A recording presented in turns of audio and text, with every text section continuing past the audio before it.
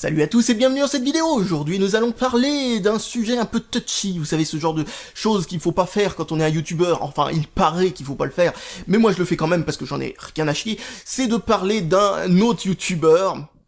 En tout cas en mal, hein, parce qu'en bien, oui, graissage de pompe, etc. Enfin, cirage de pompe plutôt, graissage de pâte, cirage de pompe, ne faisons pas un mélange des deux. Qu'est-ce que j'étais en train de dire? Je commence très bien cette vidéo, tout le monde va se dire, tu sais, ce turluberlu qui en plus dit n'importe quoi. Donc bref, recommençons au début. Donc, ce que je vais faire, c'est tout simplement parler d'un autre youtubeur, un youtubeur que je connais pas, hein, vraiment, hein, c'est pas un clash, c'est pas... je vais juste parler de ça parce que j'ai reçu des tonnes d'emails, je veux dire, j'avais jamais vu ça. La dernière fois que j'avais vu un truc qui pouvait s'en rapprocher, toute proportion gardée, parce qu'à l'époque j'avais moins de 1000 abonnés, eh bien maintenant, si on prend à peu près les mêmes proportions, j'ai reçu en pourcentage autant d'emails que j'ai de spectateurs que la dernière fois que j'ai fait un truc de genre, c'est-à-dire avec Bob Morris. Enfin, quand je dis faire un truc de genre, je veux dire parler d'un autre youtubeur. Et vous savez, ce youtubeur là qui est 73 Steven, on va voilà, autant citer parce que de toute façon c'est ce que je vais faire, je vais carrément reprendre sa vidéo, enfin bon voilà quoi. Ah oui, d'ailleurs, c'est sur la chaîne secondaire comme vous l'avez pu le remarquer. Alors la raison, c'est... Bon, je connais bien ce genre de personnes, et je connais bien justement à cause de ce qui s'est passé à propos d'une autre vidéo, à peu près, et encore, où je ne citais la personne que enfin, vous voyez, juste à la marge, quoi. Et parce que j'étais obligé de le faire, c'était dans les documents, la vidéo n'avait aucun rapport avec cette personne, Jojol67 pour information, et il a voulu me faire retirer la vidéo, etc., il m'a même menacé de plainte, etc., bon bref, quelqu'un de shit type, quoi. Donc je connais bien ce genre de personnes-là, enfin, pas tous, cette personne-là est peut-être quelqu'un de génial, c'est peut-être quelqu'un de très très sympa, etc. Mais en tout cas, je prends des pincettes, hein, voilà. Je fais cette vidéo, et je la mets sur la chaîne secondaire, parce que comme ça, si je me prends un strike, c'est pas grave, c'est la chaîne secondaire. Donc, qu'est-ce que je voulais dire si je prends un strike, hein, pour information, parce que comme je vais réutiliser des bouts de la vidéo, il va peut-être essayer, enfin, je pars de la supposition que c'est possible, de lancer, vous savez, une attaque pour les droits d'auteur, etc. Ouh, c'est pas bien, il a utilisé un bout de ma vidéo, alors que c'est totalement légal de reprendre une vidéo dans son ensemble ou une vidéo en partie, si c'est pour faire une critique de cette dite vidéo ou une parodie de cette vidéo. Donc, logiquement, je suis dans mon bon droit, mais YouTube a tendance à être extrêmement, comment dire, permissieux avec ça. C'est-à-dire que, voilà, tu estimes que que l'on a volé ta vidéo et que c'est pas gentil, tu lances ton truc, ils vont pas vérifier, allez hop, c'est un youtubeur qui est plus petit que l'autre, ça va disparaître, c'est normal, bon bref. C'est le genre de truc qui peut se produire. Donc, qu'est-ce que je voulais dire à propos de ça? Je vais essayer de retrouver le fil de la... Oui, donc, pas mal de personnes m'ont envoyé un message, alors c'était ou sur Facebook, ou en mail, ou sur Twitter. Sur Twitter, c'est pas beaucoup, mais surtout sur Facebook, alors là, je me suis pris plein de messages privés là-dessus. Je crois que c'est 5, un truc comme ça, et en email, alors là, c'est incalculable. Parce que, franchement, et puis je me suis même pris des questions sur Ask, auxquelles je n'ai pas répondu, donc ça ne se voit pas, mais en tout cas, voilà, c'est impressionnant, alors que pourtant cette vidéo ne parle pas de moi, c'est ça qui est le plus marrant, c'est que cette vidéo n'a aucun rapport avec moi, elle parle juste d'un téléphone que j'ai moi aussi testé, qui est le Ulfone B-Touch, alors c'est pour ça qu'on a sauté sur moi directement, parce que ma vidéo a un avis complètement à l'opposé de celui de cette vidéo. Alors, mon premier réflexe a été, dès que j'ai reçu l'un des premiers mails, de cliquer sur le lien, et là j'ai vu que c'était une vidéo de 5 minutes, donc je suis reparti en vitesse, et je me suis dit, j'ai autre chose à faire que de regarder une vidéo qui va pas du tout parler de... C'est juste quelqu'un qui est pas de mon avis, hein, et qui a pas forcément un avis très... voilà, très développé, quoi. Bon, si j'ai pour entendre quelqu'un dire, ce téléphone est bien, ce téléphone est bien, ce téléphone est bien, ce téléphone est bien, pendant 5 minutes, je me suis dit, c'est pas mon truc, quoi. Et ensuite, j'ai reçu, un jour plus tard, un email d'abord, puis ensuite quelques autres, pour me dire que il a parlé de moi, et bon, j'ai pas vu la vidéo encore à ce niveau-là, hein, je vous rappelle. Donc, je me disais, il a parlé de moi dans la vidéo. Bon, je regarde la vidéo du coup, et puis bon, quand j'ai vu la vidéo, je me suis dit, bon, il y a un truc vachement drôle dans cette vidéo, donc je vais la garder, on va en parler un peu plus tard, mais voilà. Et ensuite... je regarde dans les commentaires parce que il a pas du tout parlé de moi dans la vidéo. Et là, je regarde dans les commentaires et là, en effet, il dit un truc magnifique sur moi. C'est comme quoi, si l'écran... Attends, il est où d'ailleurs? Si l'écran de ce téléphone-là, donc, serait imprécis donc dans mes tests, dans ma vidéo, c'est parce que je n'aurais pas enlevé le très très fin protège-écran censé être permanent d'ailleurs, hein, c'est un vrai protège-écran, c'est pas un truc de transport anti-rayures dans la boîte, ce genre de truc, non, c'est un vrai protège-écran qu'il y a par-dessus le téléphone, que j'arrive même pas à enlever d'ailleurs, soit dit en passant, et la seule raison pour laquelle je l'ai gardé, c'est que je teste vraiment les téléphones. Je l'utilise en tant que téléphone principal, je mets ma carte SIM dedans, donc je fais ce que ferait n'importe quelle personne qui veut vraiment utiliser le téléphone, à savoir laisser le protège-écran, parce que, attendez, je risque de rayer mon téléphone en le mettant dans mes poches, ou je ne sais pas quoi, il y a un protège-écran qui est donné avec, autant le garder. Deuxième truc, il nous prend vraiment pour des abrutis en disant ça, parce que, genre, c'est le protège-écran qui empêcherait le tactile de fonctionner comme il faut.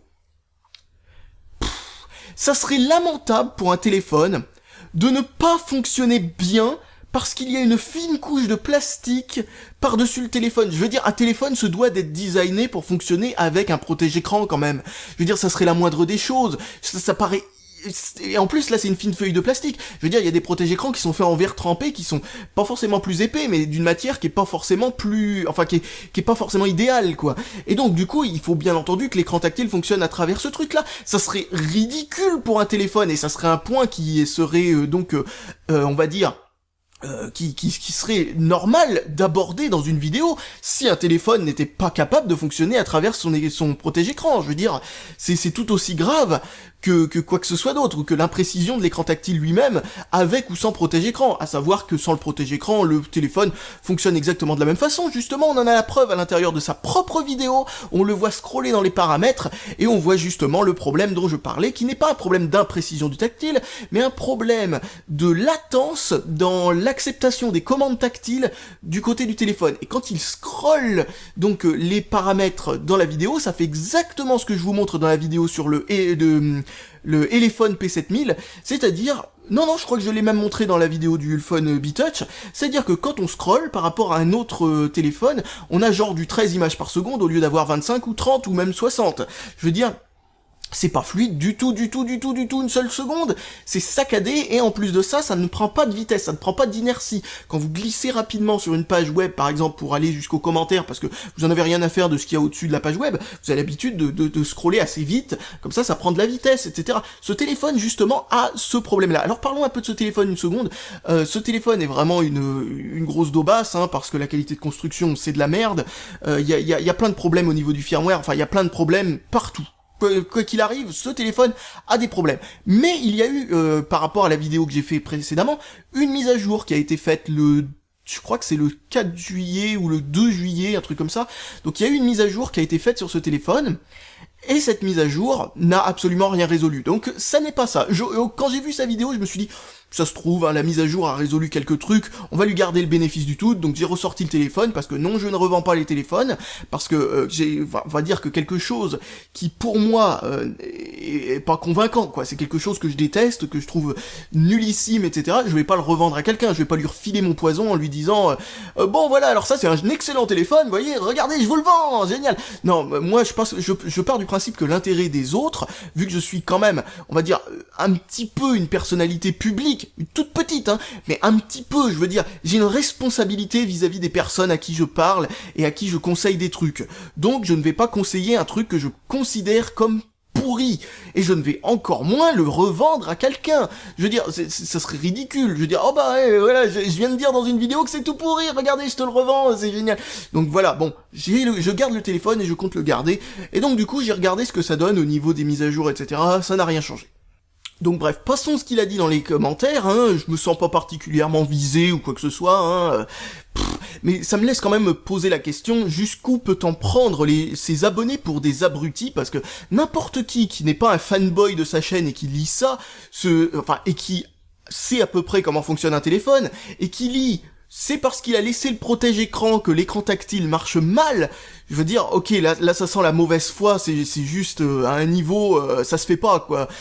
Dire un truc qui est aussi faux, mais aussi éloigné de la réalité, juste pour essayer de se justifier de 2-3 trucs, c'est vraiment moyen, hein. Et un truc qui m'a... j'avais jamais vu ça. Le nombre de personnes qui ont crié dans les commentaires au placement produit, attention, c'est n'importe quoi, c'est de l'arnaque et tout ça. Alors là, franchement, j'avais jamais vu ça de toute ma vie. Je crois que c'est la première personne sur YouTube, en tout cas à ma connaissance, c'est la première personne à qui ça pète entre les doigts de cette manière.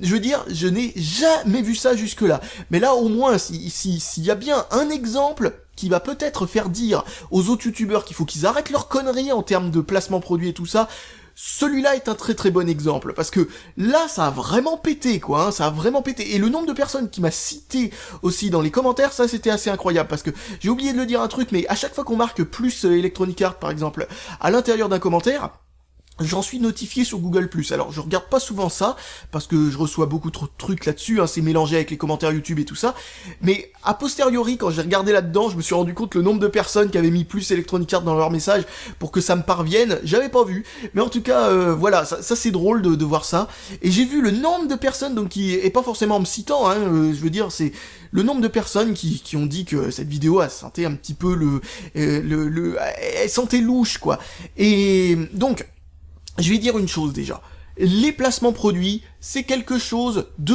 ridicule. C'est quelque chose qui, bon, sauf si c'est bien fait, si on voit que c'est vraiment bien une pub et tout ça, enfin bon, je veux dire, si c'est pas vraiment un placement produit, quoi, on va dire que c'est présenté telle une publicité, ça ne pose pas de problème, c'est une publicité, tout simplement. Au milieu d'une vidéo comique, etc., on peut s'amuser à parler d'un produit, etc., bon, ou à la fin d'une vidéo, genre documentaire, etc., on voit souvent sur les chaînes anglaises, une sorte de placement produit pour un truc qui appartient à Amazon, qui est audible.com, qui est un truc de comment ça s'appelle, d'audiobook, etc., donc voilà, bon, c'est un gentil placement produit, quoi, c'est pas, on voit que c'est une pub, c'est pas le gars qui te dit, alors je vais te faire la critique de audible.com, et on va voir si c'est un bon site, et qui va bizarrement te trouver que des points positifs, et on sait pas derrière si on a été payé pour ça ou je ne sais pas quoi. Non, ça c'est pas un placement produit, c'est de la malhonnêteté, c'est comme ça que ça s'appelle. C'est de la corruption, c'est comme ça que ça s'appelle aussi, hein, n'ayons pas peur des mots, c'est quelqu'un qui a payé un avis positif pour une vidéo, et ça ne se fait pas. Et pour information, ça n'a rien à voir avec le fait que quelqu'un t'ait donné un produit, ou que quelqu'un t'ait prêté un produit.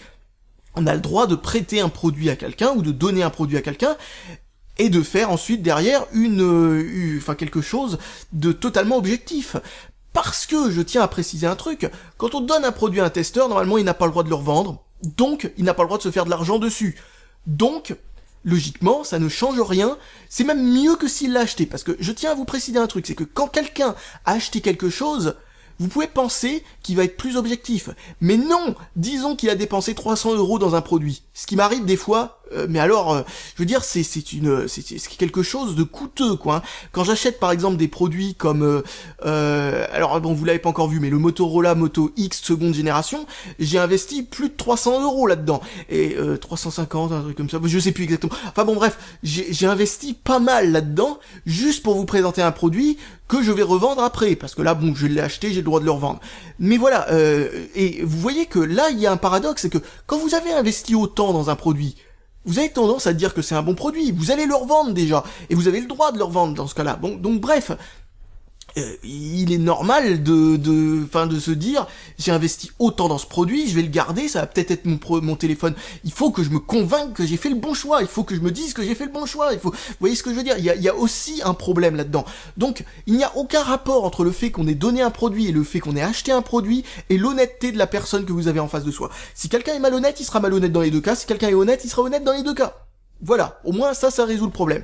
Ça n'est pas ça qui fait que quelqu'un est honnête ou pas. Ça n'est pas ça du tout. Ce qui fait que quelqu'un est honnête ou pas, c'est son éthique personnelle. Si c'est quelqu'un qui se dit « je vais prendre le risque de ne plus jamais recevoir un produit gratuitement », tout simplement parce que mon honnêteté me dit que c'est pas normal de dire du bien d'un produit que je trouve mauvais, eh bien cette personne le fera. Je veux dire, bon, vous allez dire « oh, il y a pas beaucoup de personnes qui vont faire ça, etc., etc. » Oui, bah, c'est triste, mais le problème, c'est qu'il n'y a pas assez de conséquences à mentir aux gens.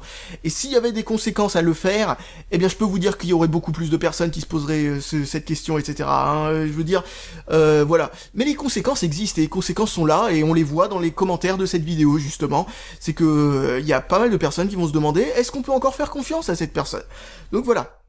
Bref, parenthèse fermée sur ce sujet-là, mais je trouve qu'il est trop facile de dire que quelqu'un est malhonnête parce que il a reçu le produit gratuitement. Je veux dire n'importe quoi. Depuis toujours, la presse a reçu les produits gratuitement. Je veux dire, ça serait ridicule pour la presse de devoir payer tous les produits et de devoir les revendre surtout après. Non mais vous imaginez une entreprise qui est comment dire, sérieuse et tout ça, devoir acheter un produit, puis ensuite le revendre plus tard pour se renflouer ses caisses, etc. Mais c'est complètement débile, quoi. Heureusement que l'on peut demander aux entreprises un produit ou donner ou prêter, que l'on doit ou renvoyer ou garder. Souvent garder, parce que c'est beaucoup plus pratique, quoi. Je veux dire, l'entreprise, va, surtout sur des produits pas chers, va pas vous demander de renvoyer le produit, c'est complètement débile. Donc bref, je veux dire, sur 10 euros, quoi, qu'ils s'en a à foutre. Donc voilà, voilà, ce qui compte, c'est soyez un peu perspicace quand vous regardez une vidéo, demandez-vous si c'est possible, si c'est vraisemblable, et c'est ce que nous allons faire d'ailleurs dans cette vidéo en reprenant cet exemple de la vidéo en particulier. Alors encore une fois, je le répète une deuxième fois, je ne fais pas cette vidéo pour faire le buzz ou ce genre de conneries, j'en ai rien à foutre du buzz. En plus je fais ça sur ma chaîne secondaire, quoi, merde. D'ailleurs, il y a personne qui regarde ma chaîne secondaire, je veux dire, par rapport à ma chaîne principale. Donc si vous dites c'est pour faire le buzz et patati et patata, non mais attends, n'importe quoi. Déjà je l'aurais fait sur ma chaîne principale. Bon, vous allez me dire, j'ai des raisons pour le faire sur la chaîne secondaire, en dehors du fait d'éviter de faire le buzz ou ce genre de quoi. Mais j'ai pas de raison non plus d'éviter de faire le buzz. D'ailleurs, je tiens aussi encore à vous dire une chose. Faire le buzz ou ne pas faire le buzz. Là est la question. Non, je déconne. Faire le buzz ou ne pas faire le buzz. Je veux dire, c'est... je viens de trouver un jeu. To buzz or not to buzz. Bon bref, arrêtons les blagues de merde. Donc qu'est-ce que j'étais en train de dire?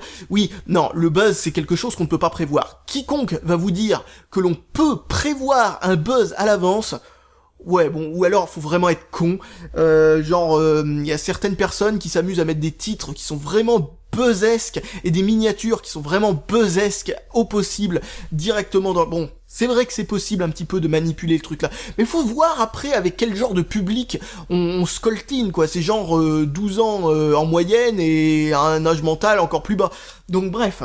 Et je ne dis pas ça parce qu'il y aurait des gens de 12 ans qui m'en regarderaient, etc., et qui se diraient que, c'est pas bien, c'est pas gentil, j'ai 12 ans, etc., ou j'ai moins de 12 ans, etc., mais il y a des gens qui ont 12 ans et qui ont un cerveau, hein, mais il y en a qui en ont pas, hein, croyez-le-moi.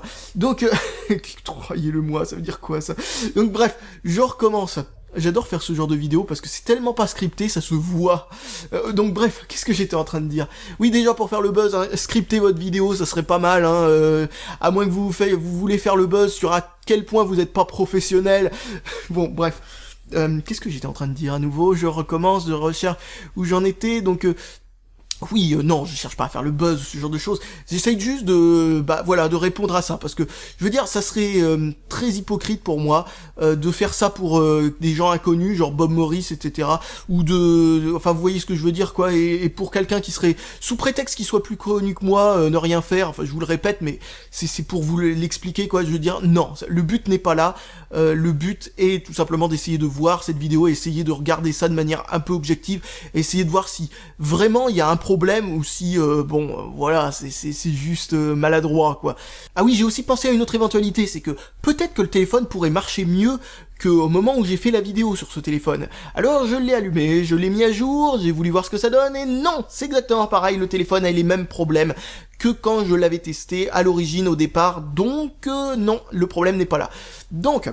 Bref, non, c'est pas juste que le téléphone se serait amélioré avec le temps, je pense pas non plus que la qualité de construction se soit améliorée non plus, parce que franchement, le problème est intrinsèque au design, quoi. Ils se sont amusés à scotcher des trucs, etc. Bon, c'est très mal foutu, c'est vraiment fait, et surtout enfin, je rappelle que c'est un produit à 230 €. On est à 20-30 € près du Asus Zenfone 2, le Zenfone 2 donc, qui est le Zenfone 2, la version à 260 €, celle avec 2 Go de RAM, qui est immensément meilleure. Et surtout, le truc qui est le plus bizarre, c'est que cette personne-là, donc 73 Steven, a testé le Zenfone 2 justement. Donc pouvait en déduire assez facilement que la version à 260 € de ce même téléphone était quand même un meilleur investissement que ça, à savoir qu'en plus de ça, si vous payez des frais de douane sur ce produit-là, vous l'aurez pour plus cher que le Zenfone 2, si vous payez pas de frais de douane là-dessus, et ben bon, tant mieux, mais rappelons aussi que vous n'avez aucune garantie là-dessus, vous devrez le renvoyer en Chine pour pouvoir vous faire échanger en garantie, à savoir que c'est même pas certain que ça fonctionnera, hein, les systèmes de garantie de ce genre de marque un petit peu foireuse et qui ont prouvé à maintes reprises en regardant le fonctionnement de ce téléphone absolument foireux, qui ne sont pas un mensonge près, il est difficile de penser que c'est un meilleur investissement qu'un téléphone qui est fait par une marque relativement connue, plus que relativement connue d'ailleurs. Bon voilà, c'est difficile à justifier, et en plus de ça, pour lui, il a aucune excuse, il le savait. Donc, regardons sa vidéo. Salut à tous, c'est Steven et aujourd'hui on se retrouve pour une présentation du Ulfone Beat Touch, un smartphone qui ressemble à quelque chose que l'on connaît déjà, non ? Ulfone, c'est un constructeur chinois qui a déjà sorti plusieurs modèles, mais quand ils m'ont montré celui-ci, je me dis que ça pouvait être sympa de vous le faire voir tellement il me fait penser à l'iPhone 6 Plus d'Apple. On pourrait croire à une pâle copie, mais là derrière on a un vrai smartphone. La première chose, il ne voit pas le problème à présenter un téléphone qui est quand même un énorme plagiat sur le design d'un autre téléphone et d'en dire du bien. Alors bon, c'est pas... Enfin, d'en dire du bien, de le recommander, de mettre un lien pour l'acheter, ce genre de truc. Bon, c'est pas non plus une contrefaçon ce téléphone, mais tout de même, c'est assez dégueulasse. Au moins, avec cette vidéo, il prouve une seule chose, c'est qu'il n'est pas payé par Apple, parce que s'il l'est, je crois qu'il a perdu son chèque, hein. Là, c'est fini. Je rappelle que Samsung se fait poursuivre en justice pour des trucs complètement ridicules à côté, genre regardez, des bords arrondis, oh mon dieu, contrefaçon. Enfin, vous voyez ce que je veux dire, quoi. C'est rien à côté de ce qu'a fait Ulfone avec ce téléphone-là, hein, je rappelle, hein, quand même. Hein. Si on regarde de face et qu'on efface les deux petits boutons qu'il y a en bas, retour et menu, c'est bon, ce téléphone, c'est un iPhone vu de face. Et vu de profil aussi, hein, y a que l'arrière du téléphone qui est différent. 8,6 mm d'épaisseur, 171 grammes, il est plutôt léger malgré la grande taille de l'écran. Le smartphone est en aluminium anodisé pour le châssis et les bords sont arrondis. Et on a aussi un capteur d'empreinte digitale cerclé d'aluminium. Le panneau arrière en plastique s'enlève facilement et on y retrouve là une batterie amovible de 2500 mAh. Le téléphone supporte aussi la double carte SIM, SIM classique et micro SIM. Bien entendu, il est compatible 4G et vous pouvez aussi étendre le stockage avec une carte SD allant jusqu'à 64 Go. Alors déjà, on parle d'aluminium pour le châssis, Alors je ne sais pas trop de quoi il parle en parlant de châssis, parce que... Enfin bon, bref, tant pis, hein, c'est juste une histoire de vocabulaire, je vois pas trop ce qu'il désigne par là.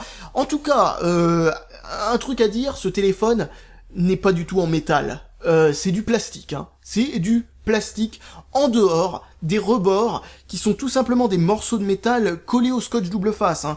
Je pourrais prendre une petite épingle ou je sais pas quoi et ensuite les décoller comme ça et hop, il y a plus de métal dans ce téléphone.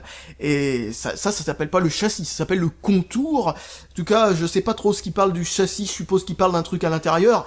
Difficile de vérifier si c'est vraiment en métal à l'intérieur, si on ne l'a pas démonté déjà. Enfin voilà quoi. Pour ce qui est de la photo et vidéo, le Ulfone Beat Touch est équipé d'un capteur Sony 13 mégapixels à l'arrière avec un flash LED et est capable de filmer en 4K. Je vous avoue que j'avais beaucoup d'appréhension au niveau de la qualité photo et vidéo et finalement j'ai été agréablement surpris. Elle est vraiment bonne, le capteur fait de très belles photos, la vidéo aussi est vraiment correcte, même si on a une absence de stabilisateur qui peut parfois se faire ressentir si vous filmez par exemple en marchant. Je vous mettrai des échantillons de photos dans la description de la vidéo parce que je vous le répète, j'ai vraiment été surpris de la qualité, elle est très bonne. Toujours au niveau de la photo vidéo, pour la caméra frontale on est sur du 5 mégapixels et là aussi on retrouve un flash, moins puissant que celui à l'arrière, mais les amateurs de selfie apprécieront. Alors la qualité de l'appareil photo et tout ce qu'il dit avant, c'est des choses où je n'ai rien de spécial à dire dessus, mais je vous laisse la vidéo en entier, hormis le générique du début, ce genre de truc, tout simplement on va dire par souci d'honnêteté, quoi, pour vous montrer que cette vidéo n'est pas seulement enfin voilà quoi, il y a pas que du faux dans cette vidéo, et quand il y a du vrai, eh bien, autant en parler. D'ailleurs, il y a pas vraiment beaucoup de faux dans cette vidéo. C'est plus ce que l'on pourrait appeler une forme de mensonge par omission, parce que en 5 minutes, encore une fois, on ne peut pas parler de quoi que ce soit d'intéressant dans une vidéo. C'est comme essayer d'apprendre le français en 5 minutes à un étranger. Je veux dire, c'est impossible. Pour parler d'un téléphone en profondeur, 5 minutes n'est pas suffisant, même en y mettant, on va dire, le plus... je veux dire, même mes vidéos, où parfois je peux passer plus de 40 minutes sur un seul produit, c'est pas suffisant pour en avoir l'intégralité du truc. C'est pour ça que je passe un certain temps sur le ressenti, en plus des détails, etc. Et je vous donne les détails les plus importants, parce que sinon on n'a pas fini, quoi. Mais 5 minutes, c'est vraiment, vraiment très très peu, quoi. Ça laisse pas le temps d'en parler. Enfin bon, bref. Revoyons un petit peu la suite de la vidéo, on en parlera un petit peu à la fin. Le téléphone tourne sur Android 5.0 Lollipop que voici, et c'est l'OS pur, sans surcouche constructeur, ce que certains apprécieront. Le modèle que j'ai là a un écran multitouch HD 720p sur une dalle IPS de 5,5 pouces. C'est vraiment beau, on ne distingue absolument pas les pixels à l'œil, mais il existe un autre modèle avec un écran Full HD et une meilleure batterie qui coûte quelques dizaines d'euros de plus. Je vous mettrai le lien en description de vidéo. Alors, Android stock, oui, c'est vrai, il fonctionne réellement sur Android 5.0 stock. Problème, on oublie de parler de quelques gros soucis, des bugs un peu partout dans ce firmware Android 5.0 fait par Mediatek, hein, qui est, je le rappelle, une version complètement bêta. La version 5.1 devrait sortir dans pas très longtemps, et devrait d'ailleurs être disponible sur le Ulfone B-Touch s'ils ne rompent pas leurs promesses. Jusque là pour l'instant on n'a rien, mais voilà, Android 5.0 fait par Mediatek est juste complètement buggé. Et alors je peux vous donner par exemple un exemple, hein, allez, utilisez Netflix, parfois vous avez la vidéo qui freeze et qui n'avance plus du tout, obligé de fermer, enfin pas de fermer le programme, mais de revenir donc à l'accueil, puis de rouvrir le truc, et là ça fonctionne, et vous avez plein de petits bugs comme ça. Vous avez la fluidité qui est mauvaise, les jeux qui déconnent, mais un max, vous avez le support du tactile qui avec certains téléphones est à peu près convenable, et avec d'autres téléphones est juste complètement minable, et celui-là en fait partie justement, et vous allez justement voir un peu plus loin dans la vidéo l'exemple même dans sa propre vidéo de quelque chose dont il ne parle pas, c'est-à-dire le fait que quand vous scrollez, ça ne prend pas d'inertie. Quand vous scrollez dans les paramètres par exemple, mais ça fait ça partout, hein, vous prenez une page web ou peu importe, ça fait pareil, ça ne prend pas d'inertie. Vous donnez un grand coup comme ça pour essayer d'aller plus vite, parce que vous en foutez de ce qu'il y a au-dessus. Si vous voulez par exemple, on va prendre un exemple, hein, allez en bas de la page, parce que en bas il y a les commentaires, et vous voulez voir ce qu'il y a comme commentaires dans cette page web, donc hop, vous glissez, et là ça ne prend pas d'inertie, quoi, ça fait des crans, c'est horrible, c'est dégueulasse. Et alors ça fait ça sur le Ulfone B-Touch, ça ne fait ça sur absolument aucun téléphone, même un téléphone à, on va dire, 70€, j'en ai trouvé des téléphones à 70€ qui n'avaient pas ce problème.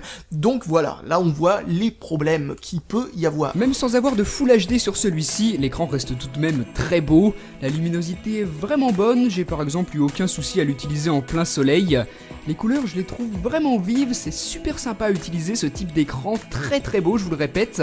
Avec une densité de pixels de 267 pixels par pouce, ça reste très bon pour regarder des vidéos, des films sur son smartphone, ou encore pour une utilisation classique, pour jouer dessus. C'est vraiment appréciable, et je vous conseillerais quand même de passer à la version supérieure avec l'écran Full HD. Je vous disais, c'est une différence de quelques dizaines d'euros, et je pense que ça vaut vraiment le coup. Au niveau des caractéristiques techniques, 3 Go de RAM et un processeur octa-core cadencé à 1,7 GHz sous une architecture 64 bits, c'est tout simplement énorme pour un smartphone. Alors je ne vais pas être extrêmement pointilleux sur ce point-là, mais quand même, je veux dire, 3 Go de RAM sous Android 5.0, bon, c'est pas totalement inutile, mais quand même, bon, c'est pas c'est très très utile sur la plupart des téléphones, surtout si c'est un Android stock. Ensuite, 8 cœurs au lieu de 4, c'est complètement inutile, donc c'est bon, voilà, il est pas obligé de le savoir, je veux dire, voilà, 1,7 GHz, oui, pourquoi pas, c'est pas mal, 1,7 GHz, c'est des Cortex A53, donc étant donné la fréquence et le type de processeur, on est vraiment très, on est dans un type de processeur qui est vraiment très performant. Par contre, on parle du 64 bits, le 64 bits n'a absolument aucun intérêt sur les performances, rien, nada, que dalle, ça ajoute pas 1%, donc c'est pas une information très intéressante à avoir, mais encore une fois, comme je le disais, c'est pas des trucs sur lesquels je tiens rigueur, hein, c'est juste par souci Enfin voilà, d'exhaustivité, je vous parle de ça, au cas où que vous pensez que ce sont des points importants, mais surtout, aucune mention du GPU, qui lui par contre peut être vraiment intéressant, et qui, comme d'habitude chez Mediatek, a tendance à être particulièrement... sur leur milieu de gamme en tout cas, c'est-à-dire les octocœurs notamment, a tendance à être très faible par rapport au CPU. Donc on se retrouve quand même avec un GPU qui est complètement inadéquate pour un écran 1080p. C'est d'ailleurs pour ça que le BeeTouch est 720p à l'origine, mais malheureusement, il a fallu que le marketing se mette là-dedans et la nouvelle version a été obligée de sortir en 1080p, parce que sinon, le téléphone P7000 il est meilleur, patati patata. Donc bref, ils ont sorti une version 1080p qui doit être encore moins fluide justement, parce que, comme je le disais encore une fois, la résolution n'est pas du tout adaptée à ce GPU. Avec ça, c'est sûr, vous êtes tranquille, le téléphone reste extrêmement fluide, quoi que l'on fasse. Regardez le score qu'il obtient avec Geekbench, 797 pour l'utilisation d'un seul cœur et 3650 lorsqu'ils sont tous exploités. Ça donne vraiment un score impressionnant pour un téléphone qui coûte si peu cher par rapport aux autres. Il est vraiment gonflé à bloc et ça se ressent à l'utilisation. Le téléphone reste extrêmement fluide quoi que l'on fasse. Les derniers jeux tourneront sans problème et aucun souci pour utiliser une tonne d'applications à la fois. Et regardez ici encore une fois le comparatif du test benchmark par rapport à d'autres smartphones comme le Galaxy S5 sorti un an plus tôt. On a quand même une belle différence et le constructeur a vraiment mis le paquet au niveau des caractéristiques techniques. Alors là, c'est là où on commence à être dans le vraiment malhonnête. Alors Geekbench déjà ne parle que du CPU et pas du tout du GPU. Ensuite, il nous compare le Galaxy S5, qui est certes moins performant en multicœur, et il nous compare seulement en multicœur. Vous voyez que la partie multicœur en monocœur, il le bat pas d'énormément non plus, mais il le bat quoi. À savoir que la majorité des programmes ne sauront pas utiliser plus de 2 cœurs. Donc c'est complètement inutile de regarder combien ça fait. Là, il vient de comparer un quad-core avec un octo-cœur. C'est normal que le score soit meilleur. C'est complètement débile de faire ça. Ça n'illustre absolument rien. Et vous avez vu aussi à quel point il répète, et il répète, et il répète, et il répète, et il insiste sur le même point. En gros, il répète presque la même chose, synonyme sur synonyme. Le téléphone a été gonflé à bloc. Le téléphone est très fluide. On peut faire plein de multitâches, enfin bon, voilà, tous ces trucs qui veulent dire presque basiquement la même chose, qui ont été mis les uns derrière les autres, etc. Bon, c'est vrai que ça sent un petit peu l'exagération, ça sent surtout un petit peu le meublage. Au niveau des fonctionnalités que vous pouvez avoir avec ce smartphone, donc je vous le disais tout à l'heure, le Dual SIM, la possibilité d'utiliser 2 cartes SIM qui se règlent ici dans les réglages.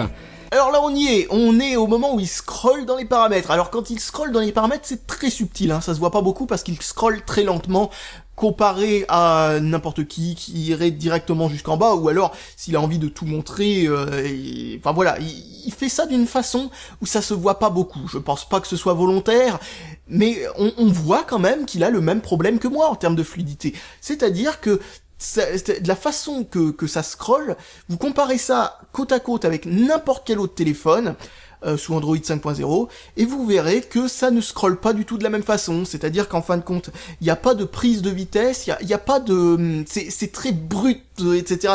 C'est pas du tout normal de la façon que ça fait ça. C'est pas comme ça que c'est codé dans Android d'origine. Sinon, rien de bien fabuleux par rapport à ce que vous pouvez faire avec un autre smartphone Android. Quelque chose que j'ai trouvé sympa, ce sont ces gestes ici sur l'écran verrouillé. Vous allez pouvoir en définir plusieurs qui pourront être vraiment pratiques, comme celui-ci par exemple. Lorsque le smartphone est éteint, vous allez pouvoir double taper sur l'écran pour l'allumer, comme ceci, regardez. Et bien sûr, l'autre gros point fort, c'est le capteur d'empreinte digitale pour le déverrouillage. Regardez comment ça fonctionne. C'est extrêmement fluide, j'ai vraiment été bluffé là-dessus. Je pensais que ça allait plus ou moins marcher, mais c'est vraiment impressionnant. Ça fait 2 mois que j'ai le téléphone et ça marche comme au premier jour. Alors le capteur d'empreinte digitale est extrêmement fluide. Je sais pas ce que ça veut dire. Mais surtout, est-ce que vous avez vu cette coupure de montage? Elle est magnifique. Genre, j'allume l'écran, puis ensuite je déverrouille avec mon doigt. Et visiblement ça a pas marché du premier coup parce que nous avons une belle grosse coupe dégueulasse. Alors, première question que je me pose, est-ce qu'il pensait que ça allait pas se voir? Deuxième chose, pourquoi il a eu la flemme de tout simplement recommencer le geste et faire en sorte que ça soit coupé à un endroit logique où on ne puisse pas soupçonner quelque chose de complètement foireux du style « Oh, ça a pas marché du premier, oh, ça a pas marché du deuxième, oh, ça a pas marché du troisième coup !» Enfin, vous voyez ce que je veux dire, quoi. Ça, c'est un petit peu bizarre d'avoir coupé à cet endroit-là. Je veux dire, Faut pas avoir honte de montrer que ça marche pas du tout à tous les coups, hein. Ou alors, faut vouloir avoir envie de cacher quelque chose. C'est vraiment dégueulasse, ça. Là, c'est là où je vois le problème. C'est quand j'ai vu ça dans la vidéo que je me suis dit, il y a un truc qui va pas du tout, là. Je veux dire, peut-être que jusque-là, en regardant ma vidéo, vous vous êtes dit, oh, il est juste en train de gueuler, là, c'est juste un gros rageux, c'est une espèce d'énergumène, là, qui est jamais content et tout ça, qui aime pas les autres, j'ai aucun problème avec qui que ce soit, hein. J'ai un problème par contre avec la malhonnêteté. Et là, franchement, quand j'ai vu ça, je peux vous dire que pour moi, ça ne faisait absolument aucun doute. Non pas qu'il avait été, enfin qu'il a été payé pour faire ce test ou je ne sais pas quoi, ou qu'il est rémunéré sur chaque vente de environ 10% du prix du téléphone, ce qui est quelque chose de très commun entre. Enfin bon, voilà, quand on est enfin quand vous voyez, vous avez un lien Amazon comme ça qui est sponsorisé, ça peut être ce genre de prix. Dans les 10-15% du prix que qui que ce soit payé, genre en gros, c'est pas mal, hein, quand on y pense, hein, c'est fait 20 € par téléphone vendu, s'il arrive à en vendre 10, il se fait 200 €, c'est pas mal, hein, pour une seule vidéo de 5 minutes qui a dû mettre 3 secondes à être faite, mais là, vous voyez, vous avez cette espèce de coupure de montage, et même si je ne peux pas dire qu'il est malhonnête, parce que j'en sais rien, je peux quand même dire que cette coupure de montage, elle est là pour cacher quelque chose, ça c'est clair, elle est pas là pour cacher une latence, ce qui serait d'ailleurs déjà quelque chose de bizarre à cacher, non, elle est là pour cacher un échec, ça c'est clair. Donc voilà, c'est vraiment un smartphone sympa avec un design qui, je vous le répète, fait vraiment penser à celui de l'iPhone. C'est moins bien fait, évidemment, mais ça reste vraiment réussi, surtout ce capteur d'empreinte digitale. Je vous le répète, ça fonctionne vraiment super bien. Donc pour un smartphone qui coûte à peine plus cher que 200 €, je trouve que vous avez quand même un appareil avec des caractéristiques techniques gonflées à bloc. Alors encore une fois des exagérations dans tous les sens, genre par exemple le capteur d'empreinte digitale avec cette grosse coupe de montage vraiment très bizarre qui laisse penser quelque chose, mais malgré tout il est irréprochable, il est génial ce capteur d'empreinte digitale. Bon, je sais bien que aucun capteur d'empreinte digitale n'est sûr à 100%, mais pour se résoudre à faire une coupure de montage aussi bizarre, je veux dire, merde, moi j'aurais recommencé le truc dès le début si j'avais eu envie d'être malhonnête. Peut-être qu'il a recommencé le truc dès le début 4-5 fois et qu'à chaque fois ça marchait pas, alors il a été obligé de se résoudre à faire ça, j'en sais rien. On est obligé de se poser des questions de ce genre quand on voit que il aurait pas été compliqué de refaire 15 secondes de vidéo au lieu de couper comme ça à la va-vite. Je veux dire, c'est une vidéo de 5 minutes quoi. Je peux vous faire une vidéo faite exactement comme celle-là, bon pas exactement comme celle-là, mais je peux vous faire une vidéo de cette durée-là avec les mêmes informations que cette vidéo-là. Je vais vous la faire ça à 6h du matin en mangeant mon petit déjeuner au réveil, mais merde quoi, je veux dire, c'est ridicule. Il a passé quoi, 1 heure sur le montage de cette vidéo, et encore attention, hein, je dis 1 heure parce que ça a l'air très propre au niveau du montage, etc. Parce que je veux dire... enfin voilà quoi, ça demande pas un grand effort de recherche de trouver des informations à donner en seulement 5 minutes quoi. Ensuite, au niveau des points négatifs que je pourrais citer là-dessus, premièrement l'audio, le son qui sort de ce téléphone est correct, mais au niveau des haut-parleurs c'est vraiment pas très puissant j'ai trouvé. Ensuite, il est équipé du Bluetooth 4.0, donc ça c'est cool, mais on notera par exemple l'absence de NFC et les touches sensitives qui ne sont pas rétro-éclairées, je pense que ça aurait pu être sympa. Et aussi la batterie qui tient un petit peu plus d'une journée, mais pas plus. Alors dans les défauts, pratiquement aucun défaut, à part ce qu'a à peu près 3 téléphones sur 4 sur le marché. Donc voilà, pas grand... Je sais pas trop. Je comprends pas du tout pourquoi dans les commentaires certaines personnes ont dit qu'ils ne citaient absolument aucun défaut, alors que pourtant ils en citent. Hein. Mais voilà, c'est des défauts un tout petit peu. Bon, faut se dire un truc. Quand on fait une vidéo en tant que testeur, faut pas penser aux défauts qui nous dérangent nous. Faut penser aux défauts qui risquent possiblement de déranger les autres. Alors je sais que le public français a un petit peu de mal à s'y faire parce que ça fait longtemps que la vraie critique n'existe plus beaucoup chez nous. En tout cas la vraie critique gratuite, parce que ça, voilà, je veux dire, en dehors de Canard PC, moi je pourrais difficilement vous citer grand chose qui a une éthique et une déontologie qui est vraiment parfaite. En tout cas à mon avis, en France de nos jours, il y a plus grand chose, hein, il y a vraiment plus grand chose. Alors du coup, c'est vrai que citer les défauts, ça fait tout simplement parce que, alors je rappelle que citer les défauts n'est pas censé être quelque chose de mauvais en soi. Au contraire, c'est quelque chose de bien. C'est à vous de vous poser la question si tel défaut vous dérange ou tel défaut ne vous dérange pas. Ça, c'est à vous de penser à ça. Bon, voilà, c'est quelque chose qui est de votre propre ressenti. Mais pensez que en tant que testeur, citer tous les défauts et en citer beaucoup et être parfois un petit peu trop pointilleux, c'est être méchant envers le téléphone ou envers les spectateurs.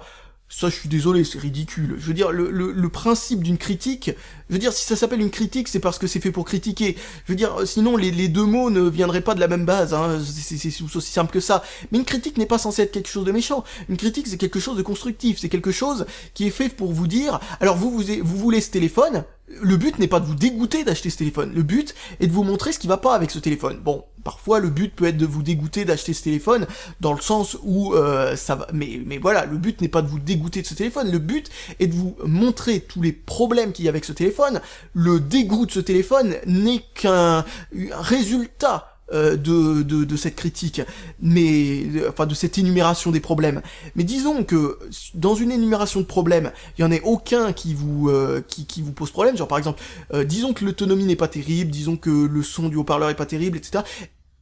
Et que ça consiste à que la personne qui donc regarde cette vidéo n'est pas quelqu'un qui considère ces problèmes comme étant des problèmes pour lui.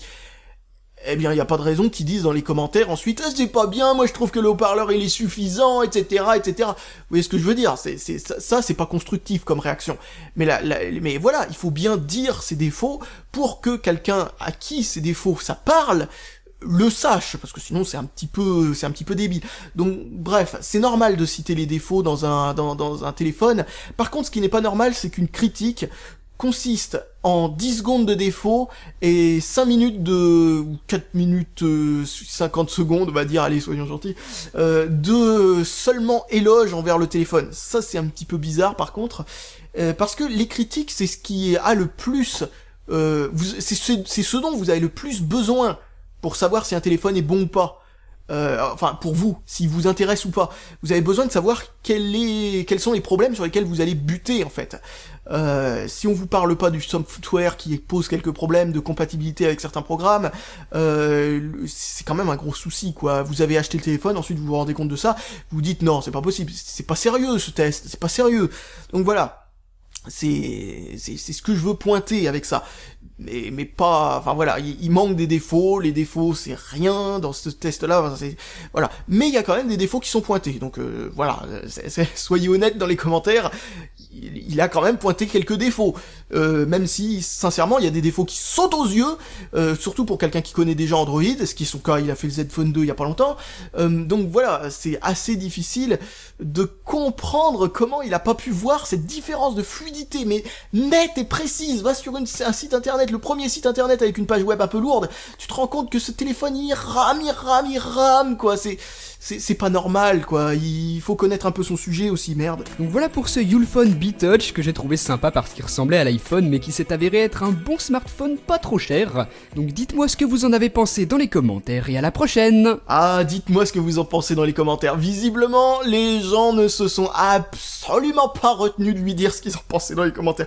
D'ailleurs, par contre, il y a un truc, bon, en tout cas à l'heure d'aujourd'hui, parce que peut-être qu'il va changer d'avis et va supprimer tous les commentaires, mais il y a au moins une chose que je peux lui reconnaître.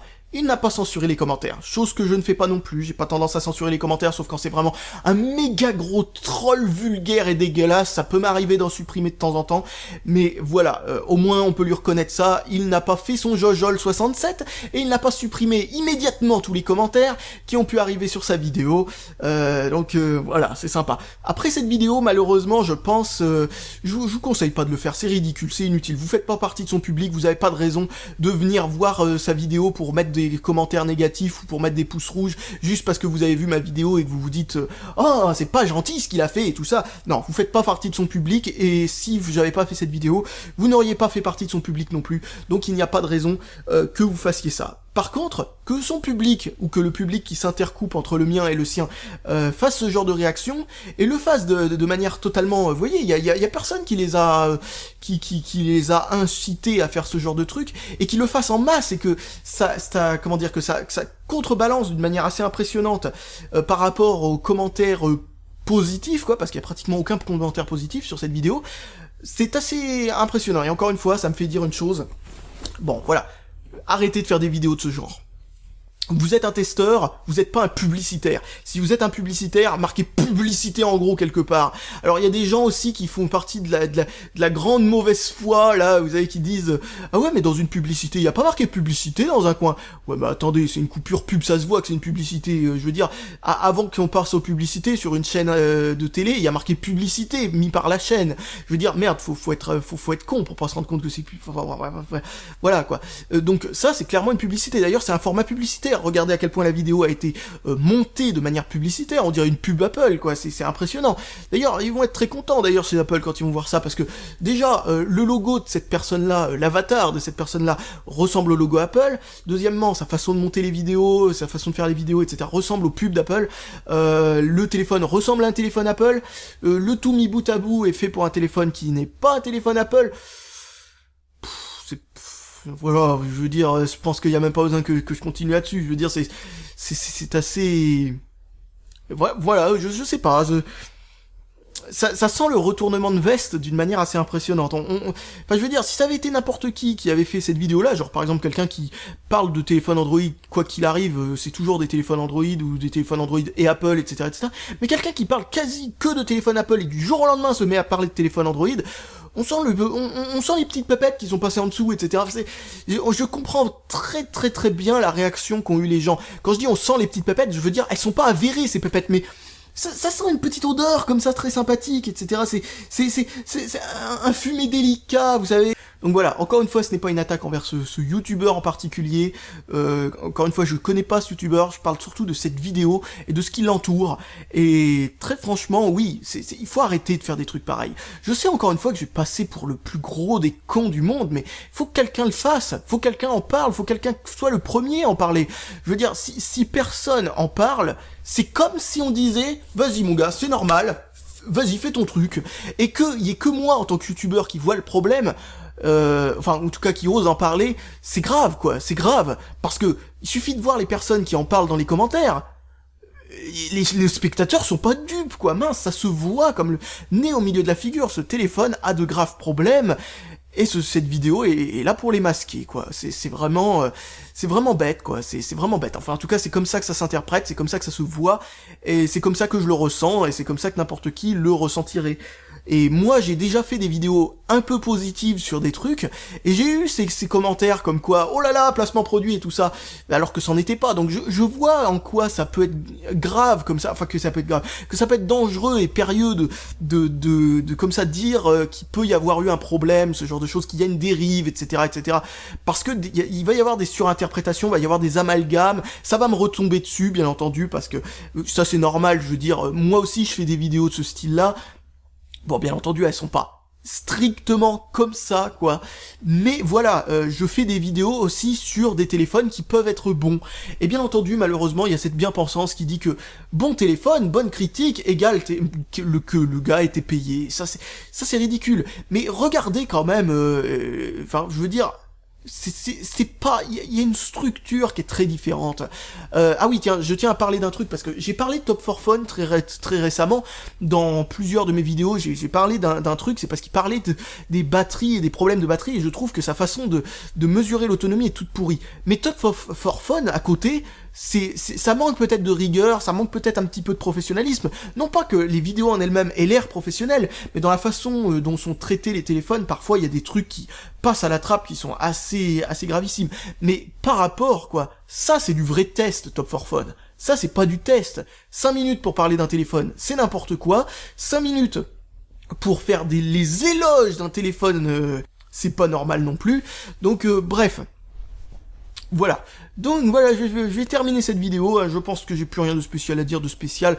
Le truc qui était le plus choquant, c'était cette espèce de coupure de montage, et ce truc que l'on voit, enfin moi je le vois, je sais que pas mal de personnes ne le verront pas, mais moi je le vois, ce scrolling qui n'est pas du tout fluide, pas du tout normal pour un truc sur Android.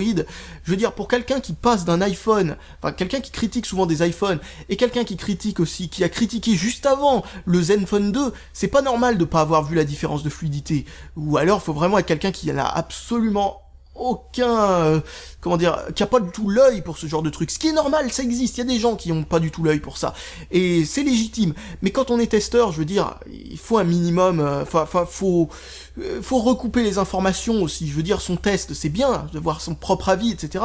Mais moi, j'ai tendance quand même à regarder un petit peu ce qu'en pensent les autres personnes, etc. Enfin, en tout cas, ce qu'on pense de la marque, etc. Faut s'imprégner un petit peu du contexte, parce que le contexte est important. Dire qu'un téléphone est bon sans y aller, enfin voilà. Alors, il dit avoir utilisé ce téléphone pendant 2 mois. Alors là, j'en doute beaucoup parce que bon, c'est peut-être vrai, mais ça serait vraiment étonnant parce que déjà, quand on est un utilisateur d'iPhone, je me vois mal mettre ma carte SIM dans un téléphone Android, surtout qu'on passe d'une nano SIM à une micro SIM, donc il faut un adaptateur et tout ça, et utiliser pendant 2 mois un téléphone complètement différent. Enfin, vous voyez ce que je veux dire. Ça paraît un petit peu exagéré. Tous les commentaires qu'il met pour se justifier, dire que c'est pas, enfin voilà, il patauge dans son truc un petit peu comme Jojo67 l'autre fois, donc voilà, c'est pas net, quoi. Allez, je vous dis salut à tous et à la prochaine, et j'espère en tout cas qu'il ne va pas nous faire maintenant la critique du Elephone P7000 en nous faisant les éloges du téléphone, ou ce genre de truc. J'espère qu'il va se ressaisir et qu'il va faire quelque chose d'un petit peu plus sérieux la prochaine fois.